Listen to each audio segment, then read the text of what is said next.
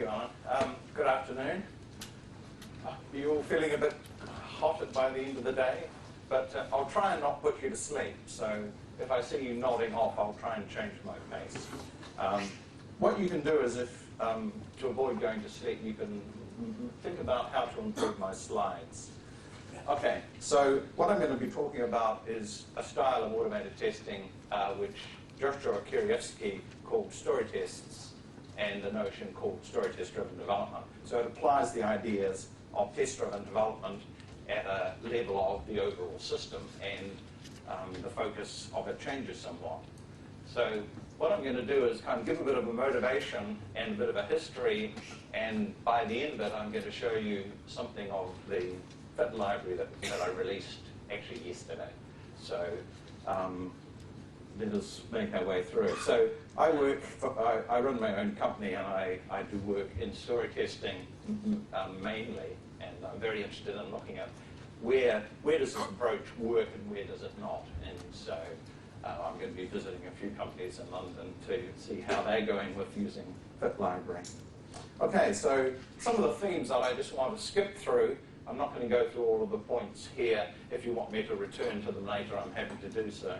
So overall, I'm going to look at where we come from and what are some of the assumptions about testing which come from manual testing, and in particular, the notion that we should test through the user interface.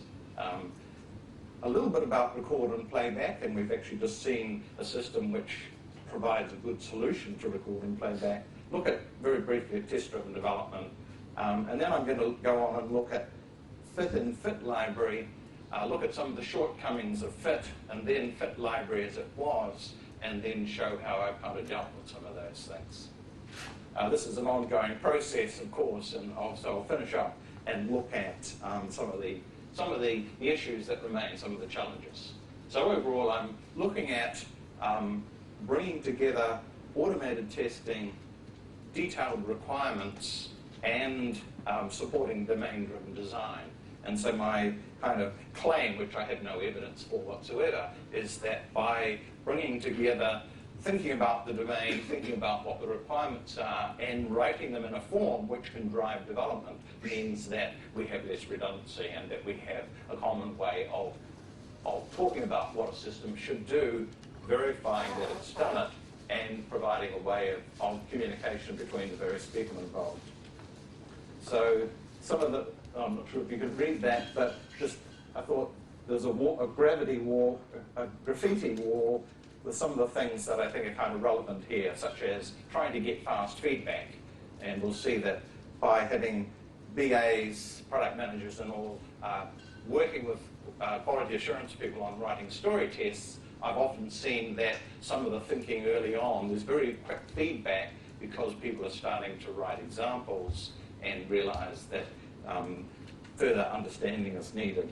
Another element is in terms of bringing the quality in earlier, trying to avoid unnecessary redundancy, allowing for change, clarifying the business domain, and in particular, as I see what story tests are, and in some sense what tests are, these are concrete examples which are useful in terms of verifying that a system will do something important. Okay, so what I want to do is kind of lead from where testing comes from, which was originally, well, here we have a system and it's built, and of course it's perfect. Now the QA people are going to start testing it. If it's a UE-based system, then they're going to test it through the system. So straight away there's kind of emphasis on a trace through the system. You do this, then this, then this. And so it tends to be low level in terms of, if you think of that trace, what it is like there is something important happening in the use of the system, but that kind of translates into a very low level language, which is the sequence of actions through the user interface. So I think of it in testing terms, testing at the user interface and thinking of it in those terms is like writing single language code as compared to having a better language for expressing what the test is about and then generating through into that lower level language. So there are a number of tools which grew out of manual testing, and more recently there's some great tools for doing UE testing, open source. I make a lot of use of Selenium particularly for web-based systems. As we'll see later, I actually generate the selenium out of something else, namely story tests. Now these kind of tests tend to be very slow and repetitious. It's hard to see the kind of important business abstractions that come from a trace.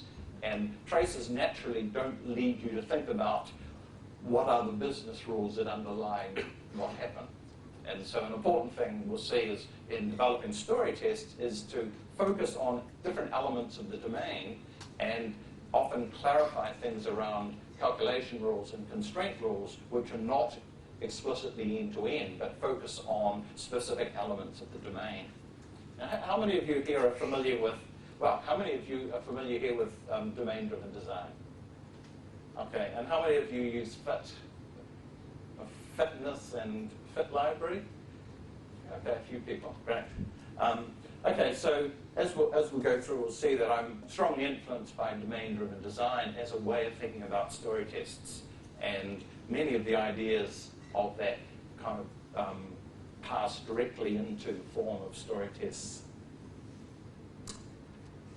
Okay, so rather than thinking just in terms of testing after the fact, bringing in QA, working with BAs, working with product managers earlier on, can start bringing in the quality early. And as I said before, one of the important things about that is to reduce the amount of time in feedback so that you can, if you know that something's gone wrong, if you find out quickly, then it's easier to deal with it. So we look at doing things up front. Now, a lot of people have experience with test-driven development, which is a great approach. I used to think a lot about generating examples and use those to manually test my system. So when I came across Kent's early version of the book on test-driven development, I thought, great, this is a really nice way of expressing examples which can be used to push the development of the system. That's how I see it. And we get the automatic verification. Now, as we know, unit tests are only partly about testing. They're also about thinking about what should this do, what is the interface. So it's about analysis, about design. It's about thinking about pushing the theory or the design of the system further by thinking about some example that would be helpful. So they're very good for dealing with implementation risks, but what about business risks? Well, we've actually seen a number of solutions over today, lots of ideas coming together about how to think about this. You'll see in my talk that some of what I've been doing is very similar to the talk on iterative testing, but applied in a different form. Okay, so story test development, which is what Kent Beck and others in the agile development called essentially basing the development of stories or pieces of functionality on functional tests. I like Joshua Kerievsky's term for that, which is a story test, which has, in this sense, the meaning of a test that supports, or a set of tests that support a story. I also think that a story test tells a story about the business domain. And, of course, we still need programmer tests or unit tests to deal with that. So, in 2002, I developed a couple of different testing frameworks. One was a web-based system. I started writing HTTP unit programs, and then I realized it was very verbose and painful, and so, of course, I refactored that, and I started developing a domain language in Java, as it happened to be, to support this. And then I was finding it was such a pain to look up to find out what the IDs of the elements were for getting in a field or a button or whatever, and I thought it would be a great idea to write a program that would take some HTML and analyze it and dump out all that information to make it easier to write the test. And then it occurred to me, well, actually I don't need to write the test because I built the HTML up front in order to drive the development, so the HTML already describes the test. So I use that as a test, but that has some difficulties because it is too explicit, it's too concrete. I added extra capability to allow a sequence of changes through that, but it wasn't quite right. And then I wrote another framework for testing socket-based systems, so I could run multiple clients against the socket-based system and run tests and serialize effectively serializing the concurrent use of that system. Problem I had with that was reporting.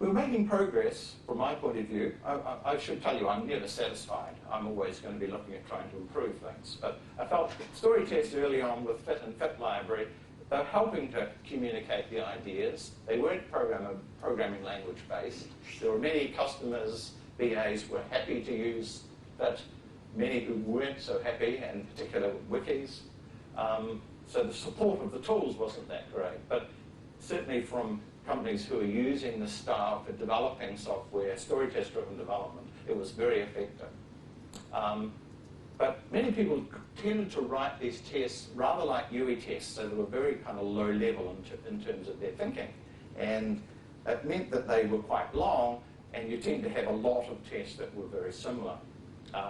Very workflow-centric. So we've got lots and lots of tests which are almost doing the same thing. What is the difference? Well, when you look at them, they have slightly different arguments. The system is in a slightly different state. In this case, we have the system, someone is carrying out an action, and it's permitted, and it has some result. In this case here, slightly different. The state means they're not allowed to carry out that action, so we're kind of expressing a constraint on what's permitted.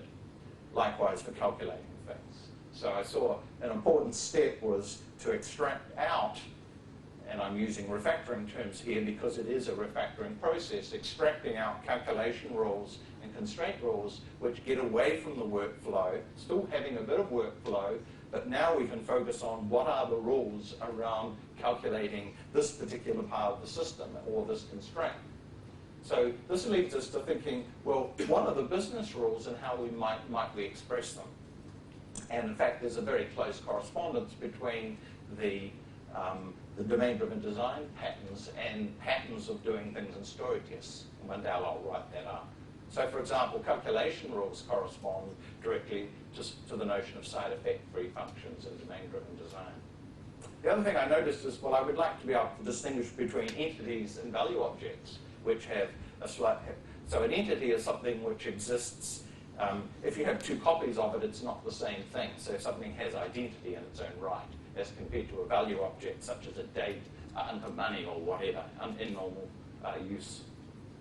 So what I wanted to do is push more towards the business domain.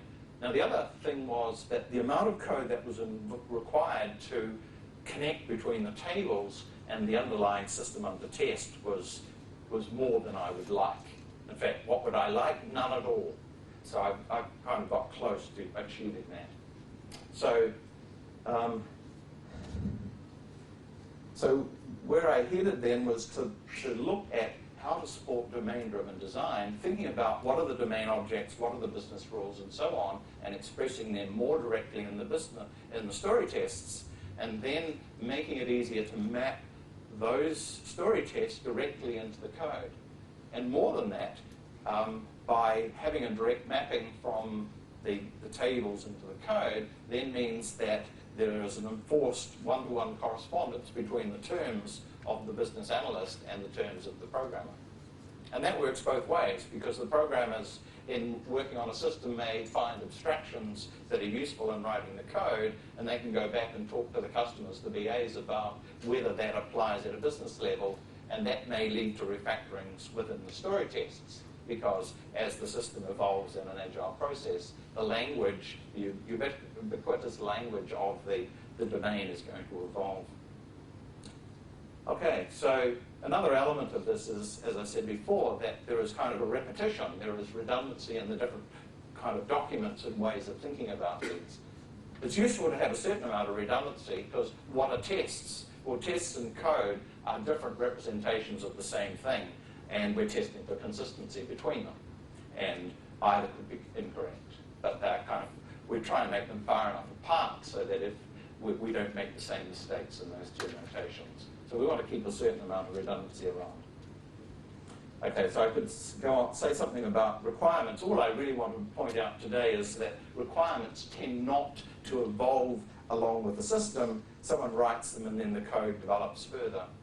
In moving towards story tests as a way of talking about the detail of the domain, then they have to evolve along with the system because they have to remain consistent. And because they are tested against the system every few minutes or few hours, then we know that they are up to date and correct with regard to that system. Okay, so domain-driven design, as I said, I've kind of covered most of this, is essentially an object-oriented view of thinking about analysis and applying. So if there is a business object and there's a term for that that someone uses, such as a fund or a container or whatever it might be, then those business objects correspond to classes in the underlying system. And those classes will be organized in packages or whatever the modularity, whatever the packaging mechanism of the programming language is, in ways which make sense around the domain. So between those two, Eric Evans in his book talks about having conversations, writing UML, and then writing code over here. So what I saw, as soon as I saw his book, well, story tests are a natural step from the general discussions and thinking about the domain, starting to write examples, clarifying the language that's going to be used, and then that maps through into the underlying code. Important in all of this is the evolution. I find if I'm working with one of my clients at the moment is rebuilding an old system, a legacy system, which has various problems. And it's interesting that when we sit down, folks will sit down and work with them on writing story tests for a part of the system that already exists, but that's going to be re-implemented. There are lots of issues that come out of the conversation about that. And in some cases, it pointed out that they've had ongoing problems with getting good communication between the business side and the programmers in terms of what should happen here. So the development of examples, sometimes it doesn't take many examples to really express important differences about the domain. I can only give you a bit of a hint of that. The examples that I have here are very, very tiny and simple in comparison to the kind of story tests that people are writing. Okay, so here's just a few quick examples of business rules and domain-driven design in terms of business objects, processes, calculations, and constraints. And this comes from a conference management system. Okay, so let's just have a look at another example now, which takes this a little step further. And what we're going to do is start laying out the structure of the domain a little bit more. And this is only making a tiny step. So what we do is, what I've done here is to make explicit the three phases of workflow. And so I separate the separate parts of this workflow at the moment in a kind of junky way with a little table that says I'm switching phase. So now, in the first part here is the setup. I'm defining the state of the system before some actions are carried out. And how this is defined is that I have a set of property value pairs. So I'm going to talk as a programmer here.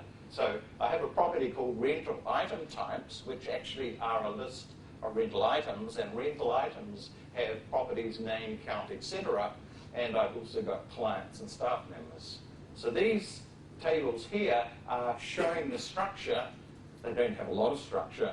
They don't have much aggregate structure, but they're starting to show the structure of the business objects that exist in the system. And when this is executed, these tables, these property value pairs, correspond directly to property setters, this is Java, in the underlying object. And then we have some actions, and these actions are mapped directly into method calls in the underlying object. So these key value pairs, these key values, so these actions, that was supposed to work. I haven't tried that one for a while. It's back off.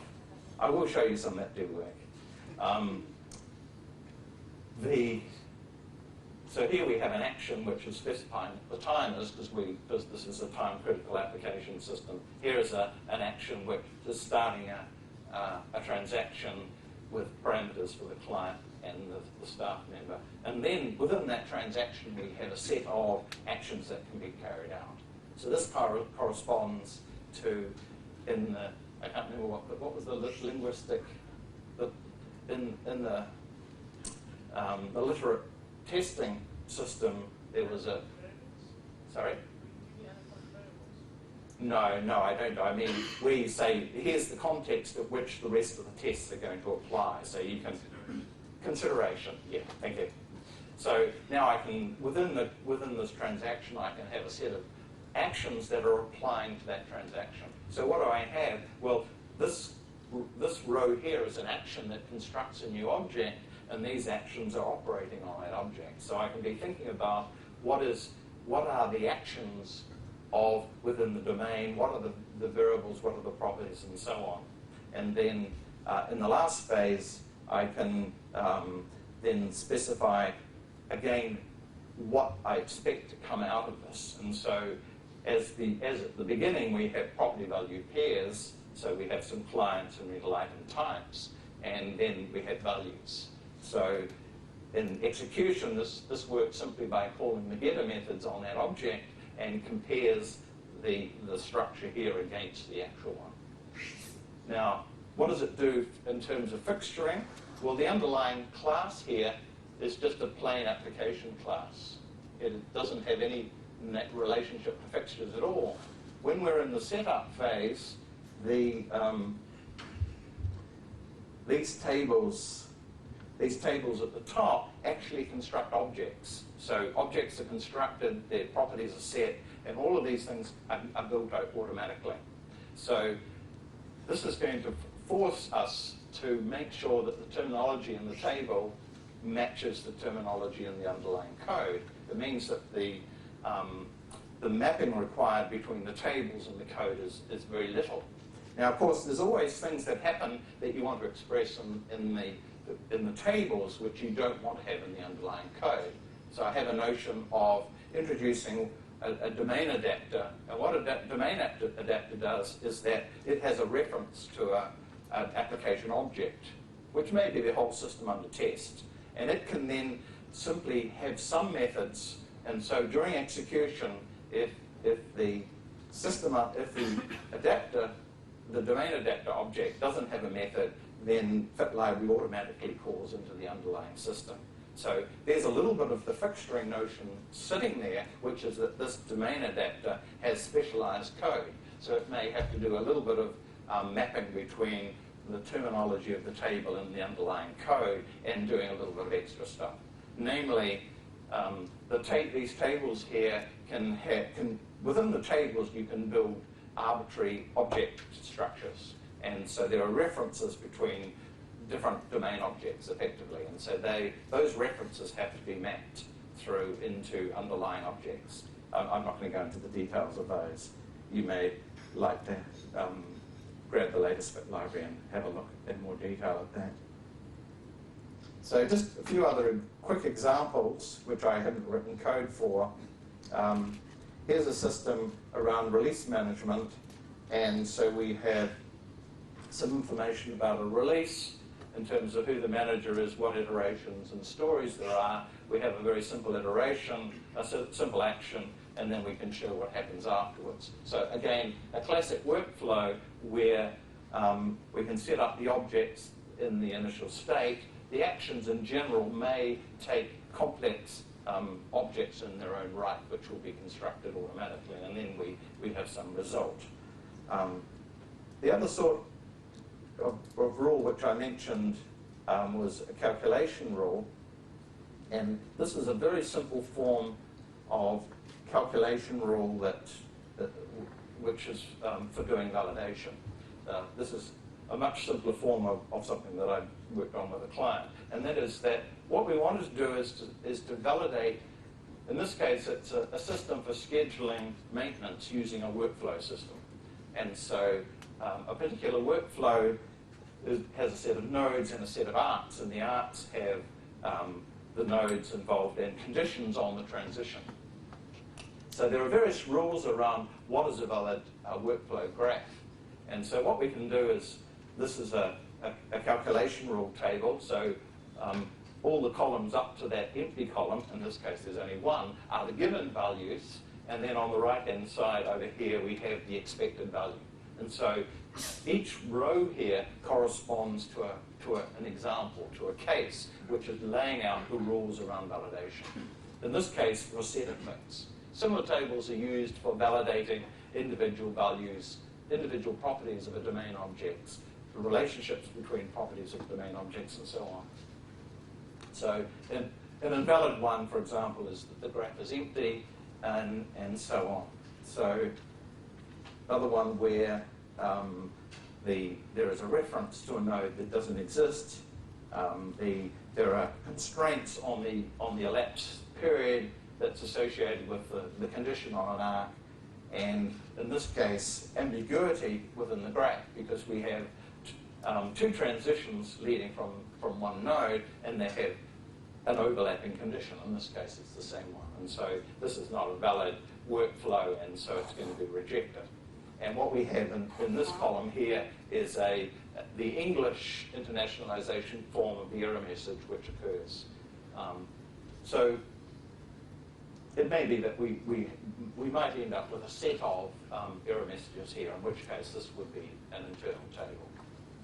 So what I'm doing here is using nested tables to try and express something about the relationship, the aggregate structure of domain objects, and lay them out very clearly so that when I'm having a conversation with if I'm working as a programmer and having a conversation with a customer, we can actually look at these examples and discuss these things, and they're laying out pretty directly. The other thing is that the product managers find these, once they get used to them, they find them very easy to write because they're rather like a user interface. So we have here a property with some value. So this is like a label in the user interface and some value. Where we have a collection of things, in this case there's a collection of arcs, then we have a table with headers for each of the columns which say what is the value, and then those values are included, and this happens recursively. So as I say, if it kind of doesn't look like, it's hard to see how you could read that. Once you get used to it, it doesn't take very long. If you're familiar with the domain, it's relatively easy to develop these. Okay, so that's kind of where I've got to with this. Now, the way in which these story tests are written, at the moment, this is running within a tool called Fitness. It's a bit of a pain developing these tables as nested tables because it doesn't support them very well. The other thing is that once you have hundreds of story tests, then whenever the domain changes, you're changing the language. You have a lot of story tests that have these words in them, which are the old terminology of the domain, and you want to update it. So to go through and change the terminology is painful because, well, there are no refactoring tools for handling story tests as expressing examples in a particular language of the time. So what I'm currently working on is a refactoring tool for story tests so that it's possible to take story tests and refactor them. The kind of refactorings that are important are changing the terms. This property name is no longer right. Well, actually, this domain object now had some information that is within it. Now we extract that out and deal with it separately. We're changing the arity of associations. We're changing the actions that may be applied. We're changing what sorts of properties may be applied. So those kind of refactorings occur, as well as taking a set of workflow story tests and extracting out calculation rules and constraint rules, which are the differences between those workflows, essentially. So in the process of, so what's the process like? Well, the customers in the agile sense, XP sense, or BAs or product managers, are writing these tables to think about the domain, thinking about the examples, thinking about how much should happen within the story. And so it's not a matter of just saying, okay, well, I'm just going to write it down. For those of you, if you've written an article, you know it's very, very unlikely that, unless you're already bored with it, it's very unlikely you could just sit down and write an article. Usually when people are thinking about the domain, they have to kind of work it out. And what I found is a very good way of working out the domain is to talk about examples. Start with a simple example, express it, and then when that's expressed clearly, then say, well, okay, now let's add a few other conditions. Let's evolve that step by step. Well, that's complicated enough for the story. in a few iterations, it may be that it's going to change again. If some other conditions come in, the story tests get changed. So the story tests get organized around the domain. And as the domain changes, they evolve. So they may have a historical relationship with what happened in the past in terms of stories. Okay, so this is all about thinking about the domain, communicating the ideas between the various parties, between the customer, between the QA people, between the programmers. When I work with the programmers on taking story tests and implementing them, then there's a whole lot of things that the story tests are laying out a lot of stuff already for me as a programmer. So I may still have questions. I may go back to the customer and say, what happens in this case? Why is this here? This seems ambiguous, and so on. And that dialogue then leads to changes to those story tests. So, and then over time, things it's getting a bit hard to express story tests. The customer has added yet more capability, and now there's lots of story tests are needed to explain things. Well, then, how can that be pulled apart? Where are the abstractions? Some new thinking is required here because it's getting awkward. So that's kind of part of the evolution, communication, understanding about these things. And these story tests, if they're expressed at a suitable level of abstraction, namely not too low a level in terms of the user interface or whatever, then they can provide a very good resource. It's possible for someone to go and look at the business rules and see what the cases are. Now, it may be that you ask, well, that's all very well, but what happens if we only have a user interface? The way I like to develop a story test is to drive them directly into the domain layer of the system. But that's not always possible, and there are good reasons for doing other things. So things that can be done are is to look at the same story test being executed as tests in different ways.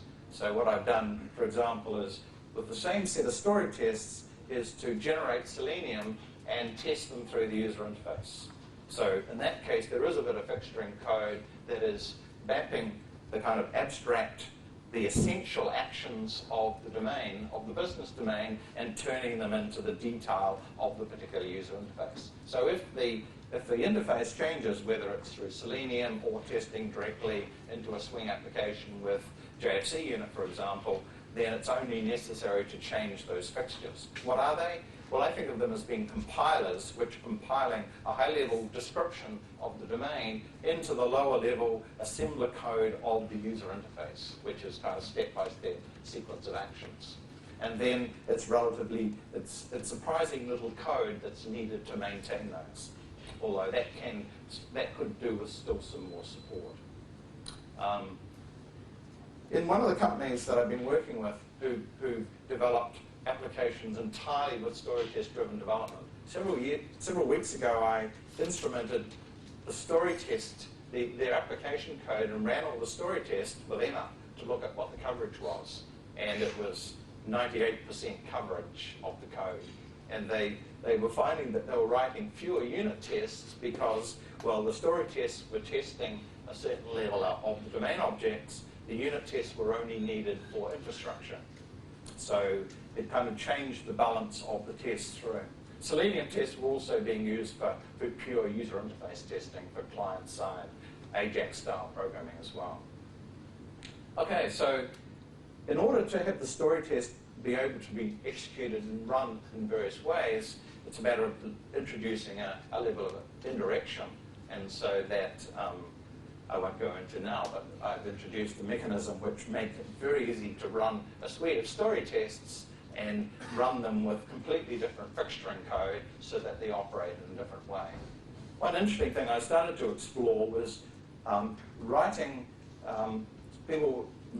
One of the companies I was working with were concerned about user-level documentation and help on screens and so on. So we started writing in some of the story tests extra tables which were documentation-based, with the idea that running in a particular mode, we would be able to generate user documentation and we would know it was correct because the story test could be run and executed against the system. And not only that, we could automatically do screen dumps and build together the stuff. And all of this could be done on the fly dynamically when people needed to do stuff. The other thing I was interested in is where there are validation rules, which are of course being tested in the domain. Well, validation rules around what's possible are useful examples that you can give to users. So again, thinking in terms of redundancy, are there ways in which the same information can be used in various interesting ways?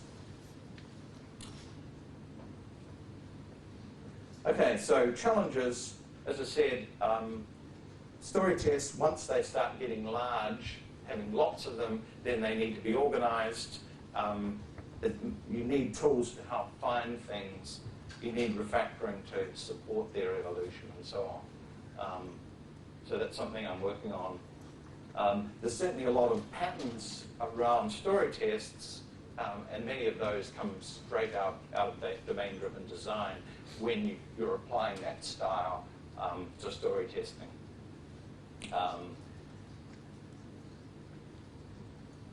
In terms of thinking, several people have mentioned about domain-specific languages.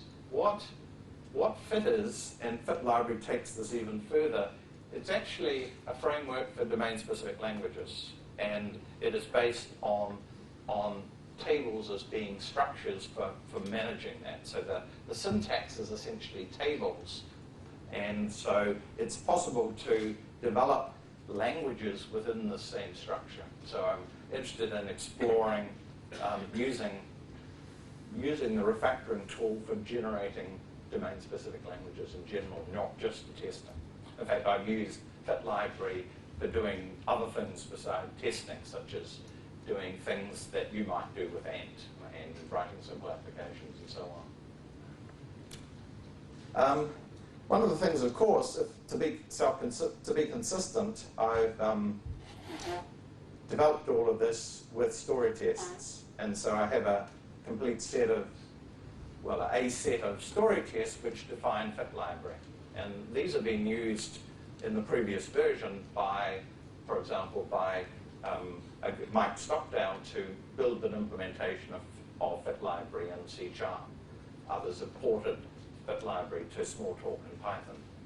So these specifications allow me to write story tests which introduce new functionality into the system, and I can then make sure I don't break things. So I have here's a suite of specifications here which are running under fitness. So what fitness is doing is going through each of these pages, passing them out to in this case, to FIT library, and FIT library is running each of them in turn and supplying information back in terms of a report. So each of these have a report, such as, let's just pick one of them. The report is providing feedback in terms of what has happened, what has worked and has not worked.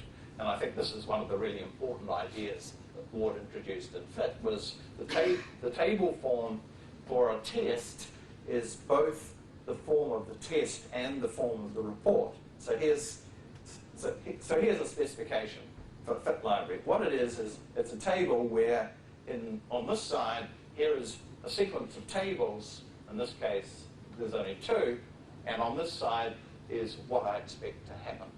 And so this is specifying something about the way in which camel casing, the way in which names of the tables are translated into valid names within Java. And so when I run that, it actually checks to see that the outcome is correct. So these are kind of specialized tests, which is then showing that it's working correctly.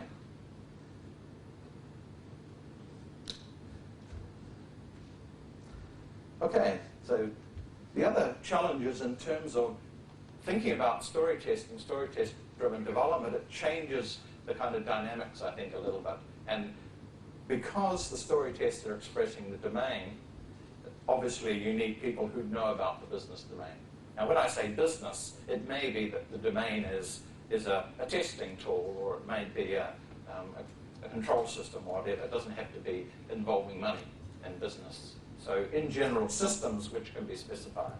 So we need people who know about the domain. We need people who have a testing perspective and can think about the bad parts. What happens when things go wrong? So fit library builds into it the notion that you can say, this fails, this doesn't happen. And the test passes if it fails, and the test doesn't pass if it succeeds, you know what I mean? So you can specify that things shouldn't happen. And then another element of it is abstractions, thinking about the domain, looking for proving the terminology, thinking about the relationships between things, a kind of a modeling UML, people who think in terms of UML. There's lots of questions that come out of that in terms of arity, in terms of constraints, and so on. All of those things draw together to help evolve a set of story tests. And that's kind of somewhat different picture than what has happened in the past in terms of whose responsibilities. Certainly, I'm aware of cases where testers have been involved in writing the story test, but the BA hasn't been able to understand them, so that's clearly not the right way to go. Not all BAs are going to be happy with dealing with story tests that look like this, but that's fine. I don't mind if it's not a kind of general solution. Okay, so that gives you just a brief idea of story tests which bring requirements, detailed requirements, and testing and the domain together and try and evolve a system by step introducing these, using them to drive development, verifying that the system is still passing all those tests, and allowing for high quality injection into a system and for the evolution of systems. Okay, are there any questions? Hi, my name's Ade. I'm from ThoughtWorks. I was wondering, you mentioned about the effect of fit on the skill sets you need within your team. But what about the effect of having your business analysts writing tests on the rest of the team? Do you still need testers if your business analysts are writing fit specifications of the application? It depends on the business analyst. In some cases, they're happy about thinking about the wider scope of testing. Many are not and don't want to. They feel, well, I don't want to be a tester. So where I've seen a whole range of possibilities, but one is where the BA is involved in laying out the overall structure. What is the domain? Here is a case. And then the testers come in and start looking and asking questions about the bad parts. What happens in this case? So there's a lot of issues around boundary conditions, about when things don't work, and so on, which are very much in the domain of the tester, and that a BA may not necessarily think about. In the end, it comes down to who are the people on your team and what are their skills, and how do you bring together an appropriate set of skills to work towards developing story tests and evolving them appropriately. In some cases, the programmers will, I've worked with people where the programmers are actually coming in and quite often changing the story tests and making them, changing their structure and getting agreement from the BAs on that. So, big variety. Anthony Marcano, testingrefactoring.com, which, as I said before, is the #1 online knowledge blog aggregator for testing and development. Anyway, that's the last time, I promise. I would echo what Rick just said. I've seen it work best in collaboration rather than trying to separate these things. My question is, the story test is in some ways a significant departure from the style of, say, do fixture. How do you see these two being used either? Does the story test replace the do fixture, or do you see them complementing each other and applying in very different situations? Perhaps people might want to see an example of a do fixture.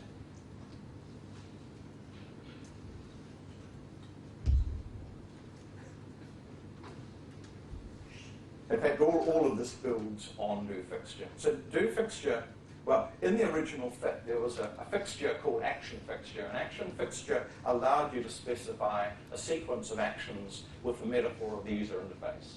Enter a value into this field, press this button, check that this field has this value. So it was very much quite long sequences of actions to test out something. And as I say, had very much the metaphor of the user interface, which kind of encouraged people to think in terms of writing things around the user interface. I didn't like that, and I wanted to be able to express actions, and that's when I introduced do fixture. So this is all of this is do fixture, in fact, and do fixture is kind of a flow style.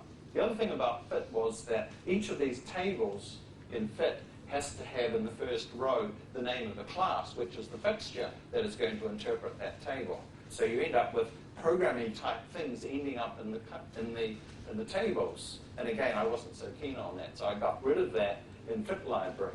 So what do fixture does is to make allow for complex actions which map directly onto methods within the underlying object, and using keywords to be able to lay out what these actions mean a little more ease. So this new style, which I was showing you, actually has do fixture sits underneath it. What I've done is just introduce, that happens to be called domain fixture, which provides this three-phase step for workflow, but most of it is do fixture sitting underneath there. And all of it's backward compatible, so it's easy enough to kind of gradually move towards this new style. Does that answer your question? I think so.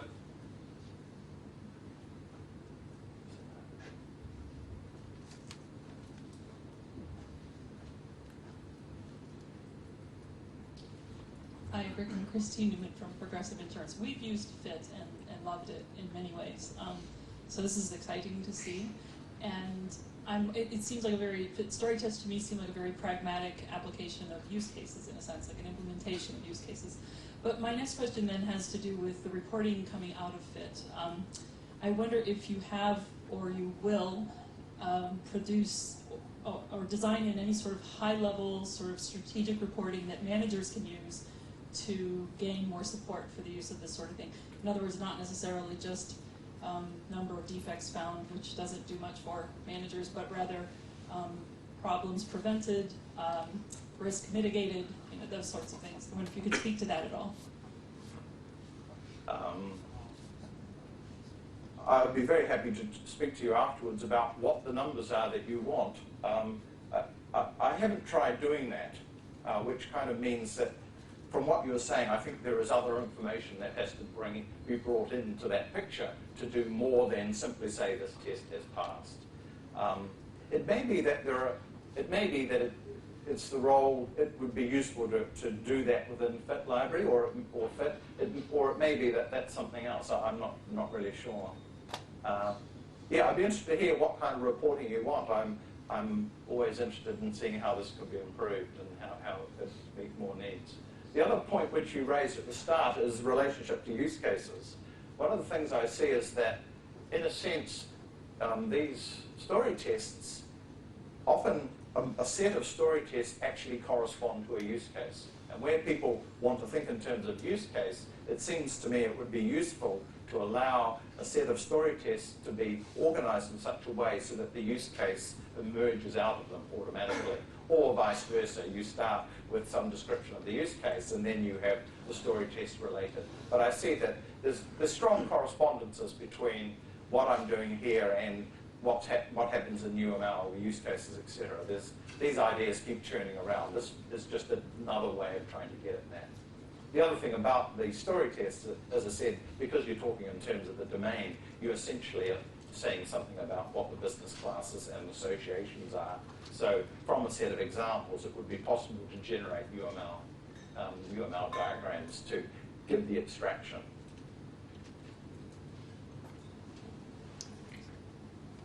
Hi, I'm Joe from a company called Magpie. On your last slide but one, you had a bullet point that said Storytests can also support performance and load testing. We haven't heard much about automated performance and load testing so far, so I was just wondering if you could elaborate on that. Where was that? 18.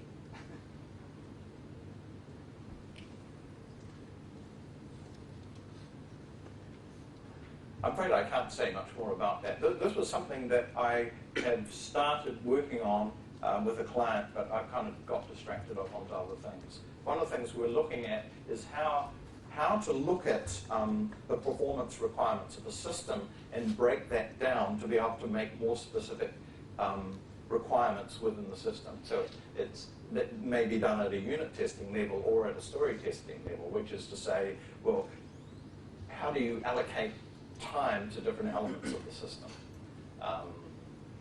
the other thing that we started looking at in that was to you look at how to develop a set of story tests. Well, do story tests have the right property of variability so that you can use a set of story tests to generate large numbers of domain objects which map into a database, and then to use those for performance. But that's as far as I've got. If you're interested in doing load testing, I'd be interested in working with you on applying story tests to it, but I don't have any more experience at this stage. Does anyone else here have experience of that?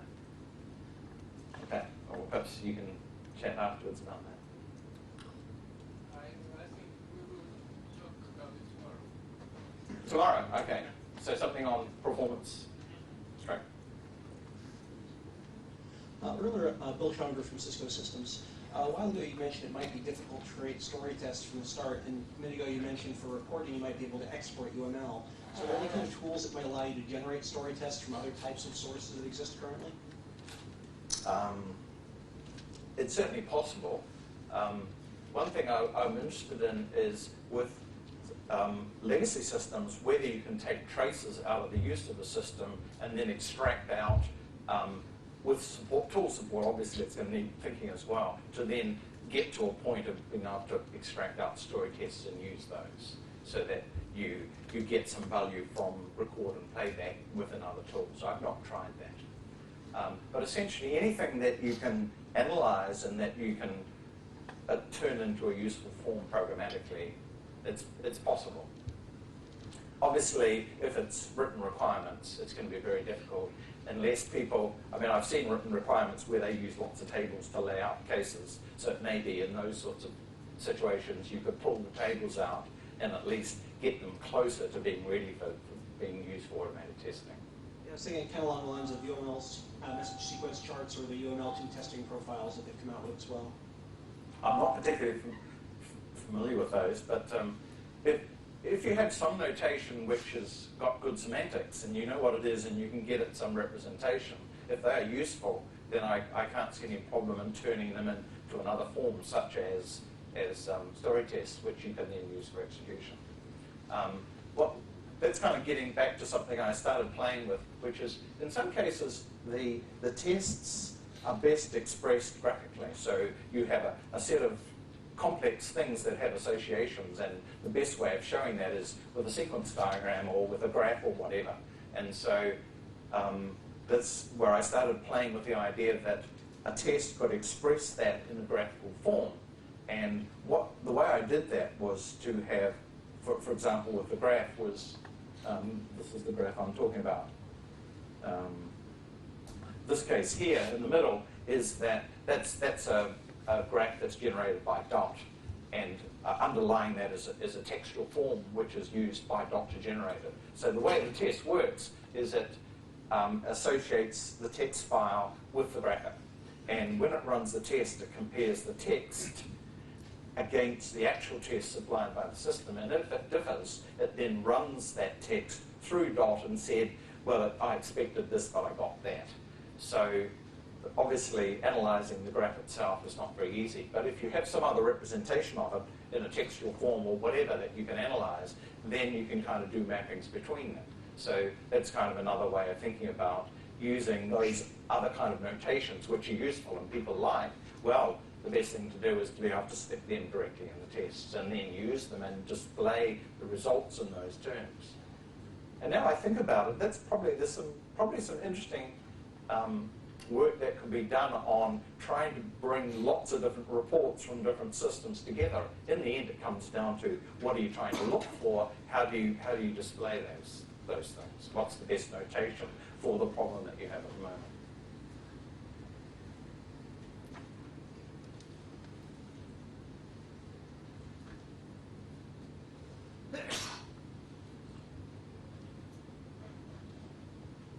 Hi there, James Richardson.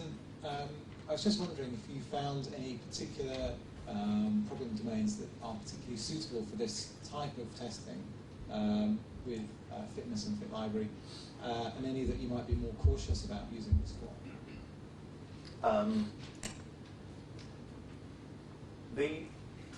So far, I haven't come across any domains where it doesn't work well. But that may well be that it's just the experience that I've had. So I'm very, very interested in looking at domains and finding where they go over the boundary. I'm interested in boundary conditions from my testing perspective. Yes, so I would be very interested in doing that. So far, the only kind of things where I've seen is where testing is hard anyway, which is around non-determinism. So testing a web-based system where you have multiple users and you're testing them concurrently and you're wanting to go through and make sure that you don't get bad effects, that's a hard problem irrespective of how you do it. So from my perspective, from my point of view, with Fit Library, well, I need to have a good way of showing what's happening in time, but then I need to make sure that what's happening at the server level is deterministic, or that I can deal with the non-determinism. But that's not really to do with the tool. The kind of areas where I've worked on it are everything from very data intensive, where validation is a major issue, right through to detailed processing. So I've worked on control systems where you have like onboard computers where there's a lot of interaction between the systems within a car system.